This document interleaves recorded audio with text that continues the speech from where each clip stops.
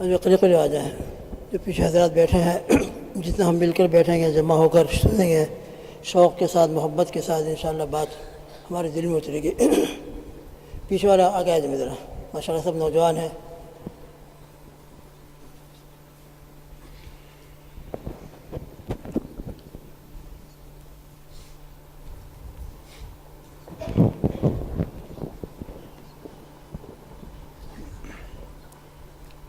बिस्मिल्लाहिर्रहमानिर्रहीम, अल्हम्दुलिल्लाहि रब्बिल आलमीन, वस्सलातु वस्सलामु अला सय्यिदिल अंबिया'i वल मुरसलीन, नबीना मुहम्मद व अला आलिहि व अस्हाबिहि व मन तबिअहुम बि इहसान इला यौमिद्दीन, व बअद, फ़क़द क़ाल अल्लाहु तबारक व तआला फ़िल क़ुरआनिल मजीद वल फ़ुरक़ानिल हमीद, अऊज़ु बिल्लाहि मिनश शैतानिर रजीम, बिस्मिल्लाहिर्रहमानिर रहीम, वल्आदियाति ज़बहा, फ़ल्मूरियाति क़दहा, फ़ल्मुग़ीराति सुबहा, फ़अथरन बिही नक़अ, फ़वसतन बिही जमअ, इन्नल इंसान लिरब्बिही लकनूद।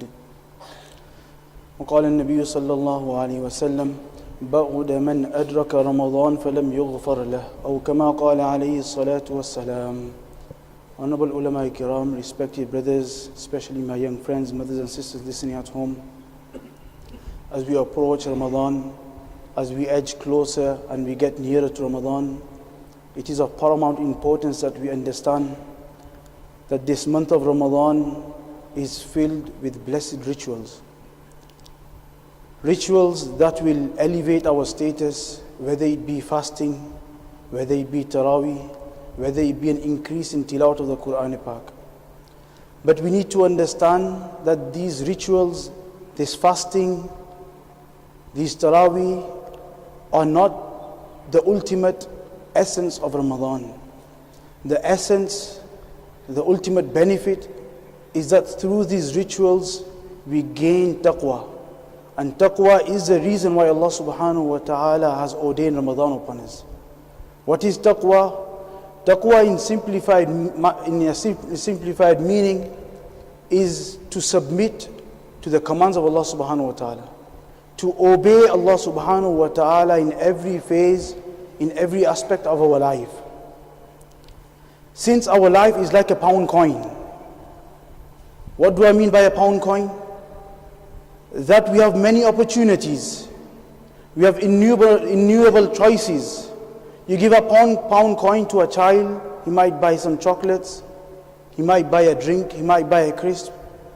That same pound coin, for an elder, he might use it for a parking ticket. He might use it to drop it in the hand of a beggar. He might use it to donate to somebody. He might use it to spend on an orphan. The choices are innumerable, but the occasion and the opportunity is only once. You only get one chance to spend that pound coin. Once it's spent, you do not get that same pound coin once again, although you can earn it. However, in contrast to life is such that you have many different objectives in life. You can have as many goals and as many fantasies as you want, but the opportunity is only once.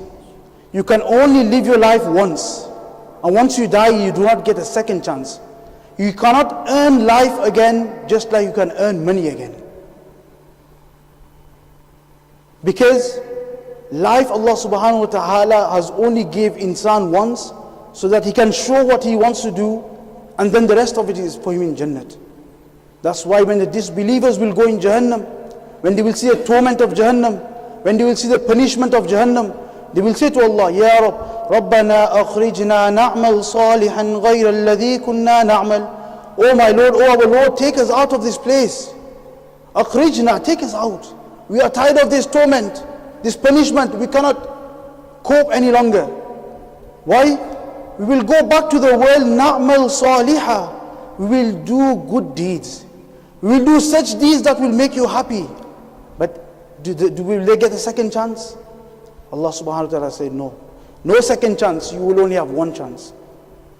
So my respected brothers, the point I'm trying to make is that we have to make the most out of this life. And we have to make this life a fruitful life.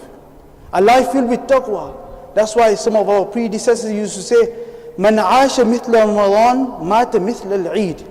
Whoever lives a life filled with virtue, with good, like he lives a life of Ramadan. If you look in Ramadan, we will see the most of the people will be happy. Most of the people will be engaged in ibadah. Most of the people will be fasting. Most of the people will be attending taraweeh. And there will be a natural happiness. And this natural happiness is because the ruh, the spirit, is getting what he wants. And that is Allah's obedience. That's what Allah subhanahu wa ta'ala says, that this ruh is restless only if it gets Allah's remembrance. Ala bi dhikrillahi tatma'innul qulub. That only through the remembrance of Allah can this heart be at rest. And today we are seeing many people, they are in a form of depression. They are in anxiety, they are in fear. But the cause is only one. The cause is that we have cut ourselves off from Allah subhanahu wa ta'ala. We have separated ourselves, we have distanced ourselves from Allah subhanahu wa ta'ala's commands. Now we are taking antidepressants. The antidepressants work on the external body. It works on the physical body. It works on this body which is tangible. It cannot work on that ruh which is from Allah subhanahu wa ta'ala. وَيَسْأَلُونَكَ عَنِ الرُّوحِ قُلِ الرُّوحُ مِنْ أَمْرِ رَبِّي. Our body is coupled with two things. One is the ruh, one is the outer body. The outer body is created from the soil. The outer body is visible. The outer body is material. The inner soul is from Allah subhanahu wa ta'ala. The inner soul is not created from the earth. It is directly from Allah subhanahu wa ta'ala. The inner soul is not visible. The inner soul is not material. It is a spiritual thing. But the problem is we are feeling in anxiety and we are trying to take a medication that is connected with the external body. In fact, we are ill with the internal body. So the point I'm making is, once a person adopts taqwa, inshallah his spiritual body, his spirituality, his ruh will start to become healthy.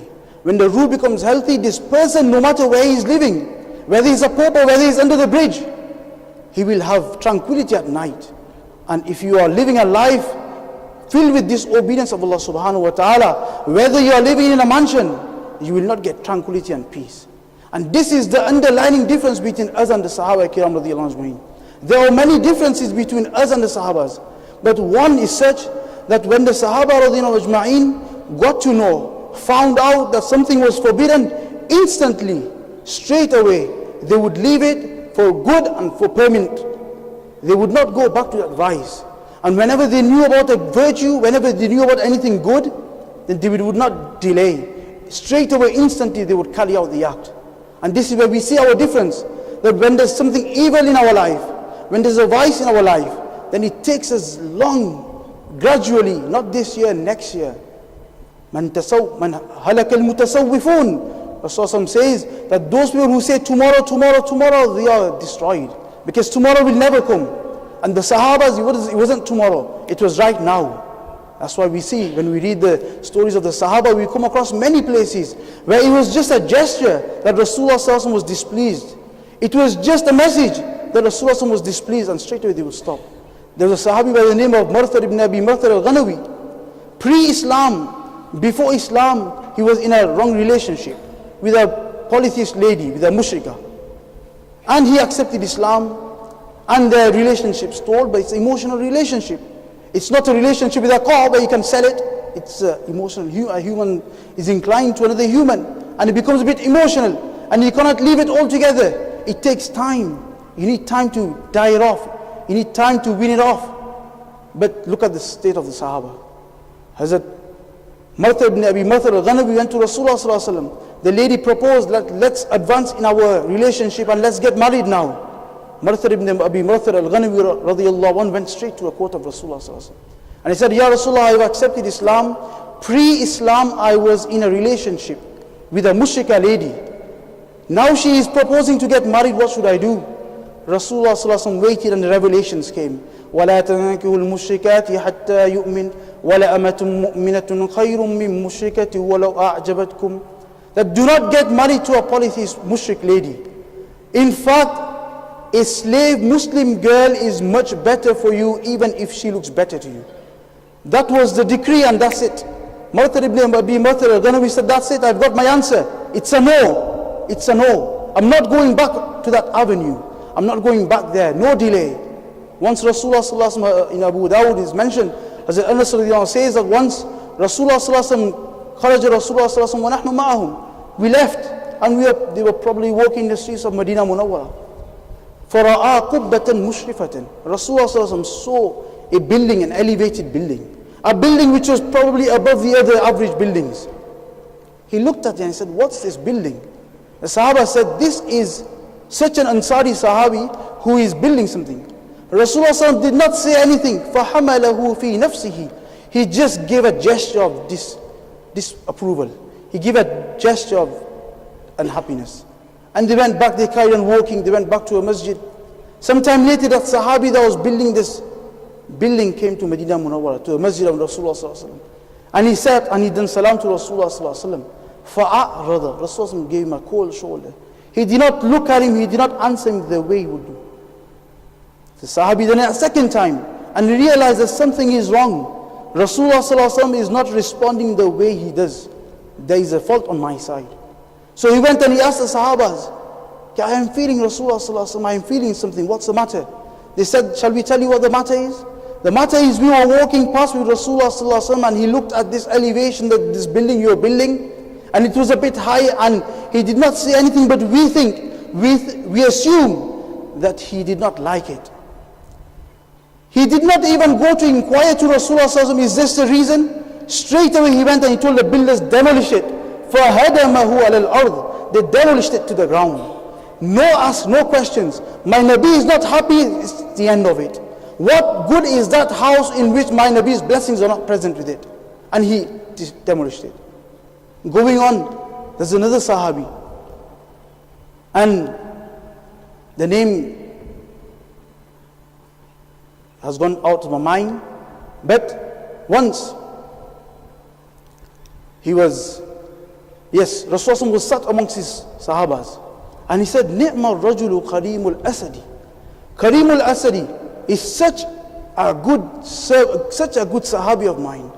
لَوْلَا طُولُ جُمَّتِهِ وَإِسْبَالُ إِزَارِهِ Everything is perfect. This person is absolutely amazing. This Sahabi of mine is absolutely amazing besides two things. His hair is too long and his lower garment is below his ankles. A point I want to quickly make. In these blessed nights, the masses are forgiven, but some people are not forgiven. Out of them, one is that person whose lower garment, whether it's his jubba, whether it's his izar, it's below his ankle. These people, Allah subhanahu wa ta'ala does not forgive on these blessed nights, whether it's the night of Eid, whether it's the night of Shabe Qadr, whether it's the night of Shabe Bara'at. Kareem al-Asadi got to know that Rasulullah has mentioned this about him. What does he do? No questions. He gets the scissors and straight away slices his hair off. He trims it off right to the middle of his ear. And he gets his izar and he lifts it to nisf al-saq. No questions. And this was the underlying difference between the Sahabas and between us. Whenever they found out something was forbidden, it's a no question. Straight away, it's stop. It's finished. It's the end of. Rasulullah decreed it, I'm going to do it. And whenever they found out something was virtuous, they would go the extra mile. Rasulullah once said that whoever does salam, for salam, he will get 10 rewards. If he says assalamu alaikum. Wa rahmatullah, 20 rewards. Wa barakatuh, 30 rewards. And when a person meets, then yughfar lahu, they both are forgiven. Sahabas were eager to earn virtue. They were eager to make the hereafter. What would they do? When they were walking, and they were both walking together, and what comes? A tree comes in the middle. How long have they separated for? 2 seconds. But the separation, they take the opportunity, they grasp it, straight away they come, Assalamu alaikum wa rahmatullahi wa barakatuh. Eager to get reward. Rasulullah once mentioned, a person that does wudu from home, every step that he walks, hutta anhu khataya, 10 of his sins are forgiven. 10 good deeds are written in his book. And 10 ranks in Jannah are elevated for him. Sahabas found out, he said, Rasul, for every step? Yes, for every step. Now if it takes a person 10 steps to come from home, 10 big steps, what did they start doing? 20 small steps. The same distance, but they started making small steps, rather big ones. Why? So they can earn more. So this is the underlying difference between us and the Sahabas. We know, we understand, but we don't want to observe. We don't want to submit. we don't want to obey. Brothers, life is going too fast. For how long are we going to keep saying tomorrow, next year, next year, next year? Ramadan is coming. The reason I'm bringing this topic is we need to prepare in advance. Hazrat Shabe used to say that that person, the good deeds that he does in Ramadan, whether it's tilawat of the Quran Sharif, whether it's namaz, the good effects he will see for the rest of the year. But if you are going to start to prepare whilst we are in Ramadan, in the 15th of Ramadan and Shabe Qadr, how much are we going to do? That's why this is a knock on the door. 15th Shabe Bara'at is a knock. Right? We need to start. We need to change life. We need to make a difference. We need to make a positive change. Before Ramadan comes, we need to start making positive changes in our life. We need to start becoming punctual in namaz. How much people today in namaz? Subhanallah. What a atmosphere. On our normal days, where are the youngsters? Where are we going? We need to make a habit. Come to a masjid. For every salah we pray, how much ajr are we going to get? So this night, let's make it the beginning of many nights of virtue. There's a saint in India by the name of Hazrat Siddiq Banvi Rahmatullahi. He was the special assistant of Maulana Asadullah Saheb, who was the principal of Saharanpur. And he would look after him, and he would do it to his khidmat, etc. One day he said to his Hazrat Maulana Asadullah that your upper garment looks a bit dirty, let's give you a wash. He used to wash his clothes, etc. So Hazrat Maulana Asadullah Rahmatullahi took his garment off and gave it to him. When he went to wash the upper garment, he felt something in the pocket. So he checked, and it was a diary. He opened it and he looked inside, and he said on different particular days 4, 5, 7, 4, 7 numbers. Straight away Hazrat Maulana Siddiq Banvi Rahmatullahi put the book away, washed the clothes, went back, and he said to Hazrat Maulana, I am sorry, please forgive me. So he said, for what? What have you done that I have to forgive you? Tell me what you've done. He said, I found a diary in your pocket, and I opened it, which I shouldn't have, and I've seen these numbers. So anyway, he forgave him, etc. These people had concern for the year after. Straight away, he knew he's done a mistake. He shouldn't be looking in somebody's diary. Straight away, he went and asked for forgiveness. We quarrel, we fight, we have arguments. But does it ever occur to us, I've done wrong, let me go and say sorry? But no, we don't want to. Man tawada illa rafa'ahu Allah.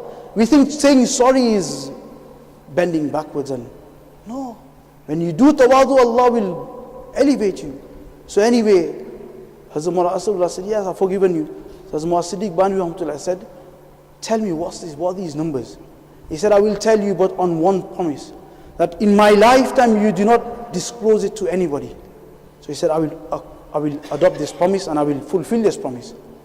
He said, the numbers that are written in my diary, whether it's 5, whether it's 7, whether it's 4 on specific days, and more or less every day, he goes, that's the amount of times I pray Salatul Tasbih daily. 5 times Salatul Tasbih. We just about pray once in a year. Our brothers, the reason I'm saying these stories is that we get the zeal that we need to do, and there's time to do it.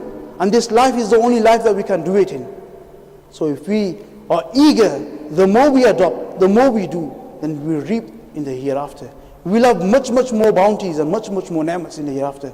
And I just conclude on the ayats that I recited, the surahs, the initial beginning ayats of Wal-Adiyat Dhabha, Surah Adiyat. Allah subhanahu wa ta'ala makes mention of a horse. And He takes oath of a horse.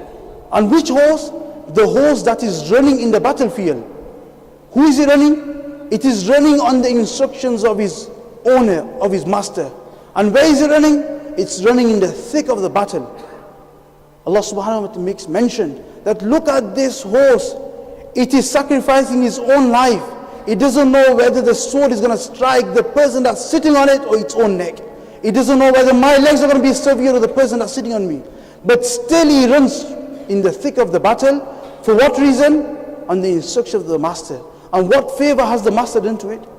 The only favor the master has done to his horse is that it has got hay or grass, gave it hay or grass to eat, gave it water to drink, and gave it a shelter, a stable to live in. 3 things is done.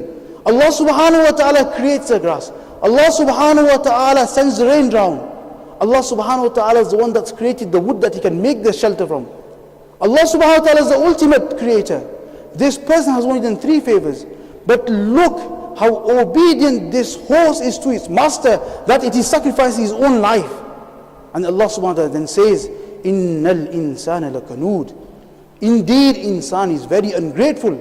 If you look at the ni'mats Allah subhanahu wa ta'ala has bestowed upon us, whether it's our eyes or ears, whether it's food, look at us, what kind of atmosphere are we living in? A 10-year-old, 12-year-old is wearing trainers which are 15 pounds, 50 pounds, 40 pounds, clothes. And if you go in a third world country, look at what people are doing. They don't even have slippers. Look at the ni'mats Allah subhanahu wa ta'ala has bestowed upon us. And how grateful are we? The only way to show Allah subhanahu wa ta'ala that we are grateful is by acting upon His commands, by being obedient, by submitting to His commands. And this is what we are not seeing in ourselves. And this is the point I'm making, that we need to become subservient. We need to become submissive. We need to become obedient to Allah subhanahu wa ta'ala. And this will be when we start thinking about the other people around the world. When we start thinking about the ni'mats and the favors Allah subhanahu wa ta'ala has bestowed upon us. What if Allah did not give us these hands? What if Allah did not give us these eyes? What if Allah subhanahu wa ta'ala did not give us feet, legs to walk on? My brothers will be sat in wheelchairs. We will be home alone. We'll have a miserable life. Today Allah subhanahu wa ta'ala has given us legs, we are in the masjid. How many times do we sit and ponder? That's why Sufiya, the saints, they say that we should do something called muraqabah ihsan. Muraqabah ihsan is that we ponder upon the ni'mas Allah subhanahu wa ta'ala has given us. Sit for 5 minutes and ponder.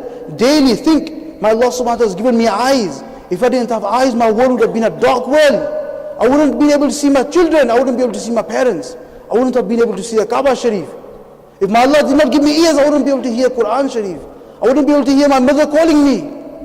My brothers, let's use this time, utilize this time. Let's make a positive change in our life. It's about time we start to do something. And inshallah, like the saints say, Man aisha mithla Ramadan, mata mithla al-Eid. Whoever lives a life, his whole life is filled with piety, with virtue, with good, he will die the day like Eid. Eid is filled with joy. Eid is filled with happiness. On the day of his death, he will see the angels come, تَتَنَزَّلُ عَلَيْهِمُ الْمَلَائِكَةُ أَلَّا تَخَافُوا وَلَا تَحْزَنُوا وَأَبْشِرُوا بِالْجَنَّةِ. The angels will come as far as he can see. Wherever his eyes will reach, all he will see will be angels waiting for him.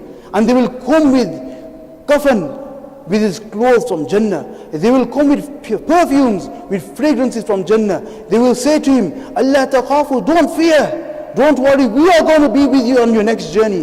When a person sometimes is going on a journey, and it's a new country, it's a strange country, he's now been there, he has a bit of fear in his heart. The Farishta says, don't worry, we are with you. وَلَا تَحْزَنُوا. And don't even be sad upon what you're leaving behind. Don't be sad upon your family, because we have made such reservations for in the hereafter that you will forget everything. So my young friends, my brothers, let's make a resolution. Let's make a firm intention that today we're going to spend this night in a good way, in a objective way. We're going to fill it with ibadah. We're going to turn to Allah. We're going to cry to Allah. We're going to ask Allah subhanahu wa ta'ala to bless us, to help us, to guide us. And may Allah subhanahu wa ta'ala. Then we see, once a person turns, مَنْ لَمْ يَسْأَلِ اللَّهِ يَغْضِبْ عَلَيْهِ. Allah Rasul says, whoever does not ask Allah, Allah gets angry. Allah is there to fulfill our questions. He's there to fulfill our requirements. But when do we turn to Allah subhanahu wa ta'ala? We only turn to Him when it's a dire need. No, let's make a habit. Turn to Him daily, talk to Him. Spend time talking to Allah, He's our Creator. May Allah subhanahu wa ta'ala give us all the tawfiq to act upon what is.